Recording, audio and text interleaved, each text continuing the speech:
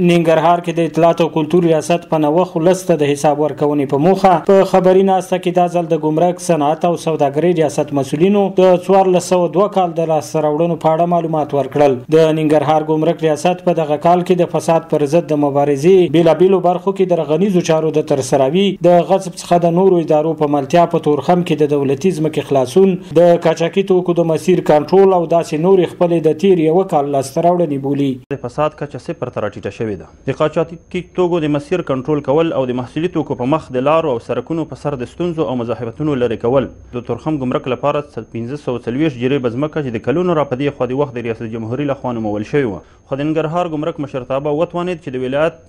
ښاروالۍ زراعت ریاست قمندانۍ او ښار جوړونې ریاست په مستقیمه همکارۍ نوموړې ساحه ګمرک ته وسپارل. دوی همداراز په دغه کال کې د پاکستان سره د 50 سلنه سوداګریزې راکړې ورکړې د کمښت خبره کوي او زیاتوي چې وخت نا وخت د پاکستان سره په کرخه د راولاړ شو ستونزو له امله په بدیلو لارو فکر شوی او سوداګري د قانون له مخې ورسره په بیلانس ولاړه ده. پاکستان هیواد سره زموږ سوداګریز مناسبات په سلو کې 50% راټیټ شوي دي او د پاکستان هیواد همیش د ګاونډي هیوادونو سره د سوداګریزو سیاست په خلاف زموږ سوداګرو د ستونزې او مشکلات زیاتوي. په ځانګړي ډول د صادراتو په برخه کې امارت مسؤلین کوشش کوي چې بدیله لار د هغو دپاره جوړه کړه، بیلانس دپاره خپل سرحد ټاکلی دی. که چیرې د پاکستان د خوا نه د افغانستان خواته 400 موټر راځي، د افغانستان د خوا نه باید دوی ته 400 موټر ورسي. په همدې حال کې د صنعت او سوداګرۍ ریاست مسؤلین هم په 1402 کال کې د غنو لاسته راوړنو خبره کوي او زیاتوي چې د تیر کال په پرتله عواید 10 سلنه زیات شوي دي. 1,15,500 او 80 افغاني عواید د افغانستان بانک ته تحویل کړي چې د 1400 مالی کال پرتله 3 چنده او د 1401 کال مالی کال پرتله 10% زیاتوالی راغلی. 3.5 ټنه توکي نیول شوي چې د دې جملې څخه 15 ټنه توکي حریق د ګډ کمیسیون په وړاندې او پاتې 9.5 ټنه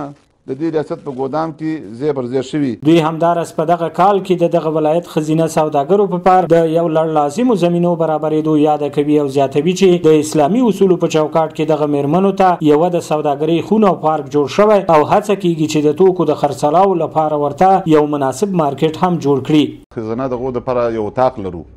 خو اسلامي امارت د شریعت په بنا باندې دغه د شرعي ملحوظات په لحاظ باندې ډېر پاملرنه کوي او هغه هم ته دې پاملرنه هم شوې ده او د دې اطمینان هم ورته کوو چې په ښار کې موږ مختلفې کارګاه په برخه کې دوی په کورونو کې په ښه ستر پر دې سره کارونه کوي او نور د سهولتونو په باره کې ورته موږ د بعضې مؤسساتو سره خبرې مې کړي دي او ورته مالي امکانات ورکوي او دوی په کار بوخت. ننګرهار کې 10,000 خزینه سوداګري هم شتون لري او د صنعت او سوداګرۍ ریاست مسؤلین وایي په دغه کال کې د دغه میرمنو په پار د یو شمېر مرستندوی ادارو پر مټ یو لړ روزنیزه پروګرامونه پلي کړي دي.